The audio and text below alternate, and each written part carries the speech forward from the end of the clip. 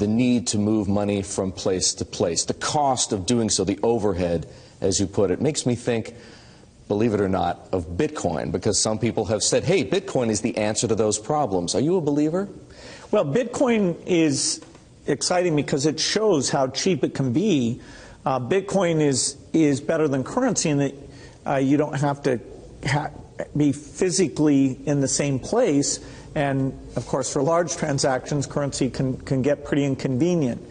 The customers we're talking about aren't trying to be anonymous. You know, they're willing to be known. So the Bitcoin technology is key, and you could add to it, or you could build a similar technology where there's enough attribution that people feel comfortable. This has nothing to do with terrorism or any type of money laundering. So what does Buffett not like right now? That would be Bitcoin. He says that Bitcoin right now looks a little bit tulip-like to him.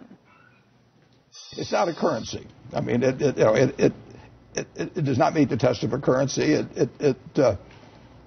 I wouldn't be surprised if it's not around in 10 or 20 years. Why does it not meet the definition of a currency? Well, because people say, well, I'll sell you goods in Bitcoins, but they change the price of those every time the price of the dollar changes in relation to Bitcoin. They're pricing off the dollar. They could say, well, I'll sell it to you in barrels of oil. But if every time the price of oil changes, they change the number of barrels you have to have. That's not, your oil is not the currency. The other technology breaks Orwell's dictum. It breaks Orwell's dictum by providing proof of publishing at a certain time. And that is the intellectual underpinning of that whole system, and can be used for lots and lots of other things. And so that's the big expansion we're about to see in Bitcoin. All derives from this basic premise that you can prove that a particular statement, a particular consensus, a particular contract happened at a particular time globally, and it requires the subversion of every single jurisdiction where people are running Bitcoin to overturn that. Am I right in understanding that you're saying that the Bitcoin architecture has applications far beyond the economic role that Bitcoin can play, and that architecture is very strengthening to the life of information in the digital space, making it less vulnerable to the kind of mischief you talked about in Russia or elsewhere? Is that what you're saying? Exactly, exactly. That underlying architecture can be used for publishers, for example, so that, as an example, we are starting to use Bitcoin WikiLeaks, stuffing our cryptographic keys of stuff that we publish.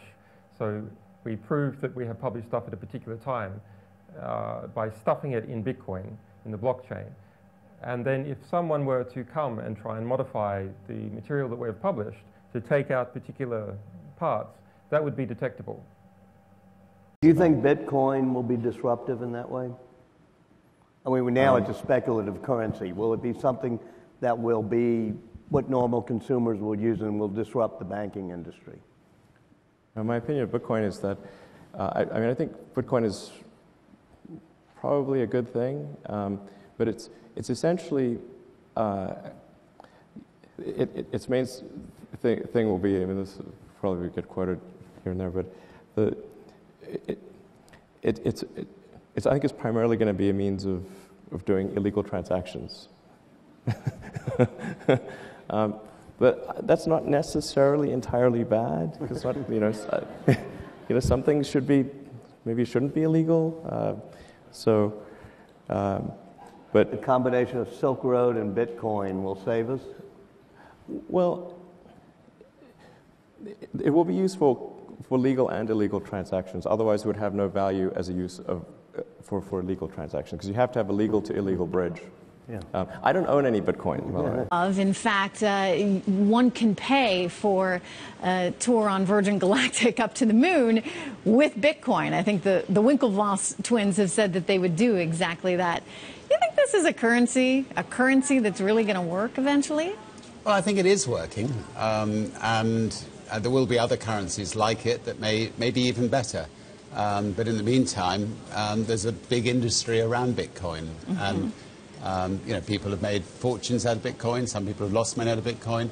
It's volatile. It's volatile. Yeah, but it is quite volatile. But you know, when in volatility, people can make money out of volatile situations. Why was it important for you to give it sort of that stamp of approval, that endorsement, by saying to the Winklevoss twins, yes, you can pay for the ride with Bitcoin?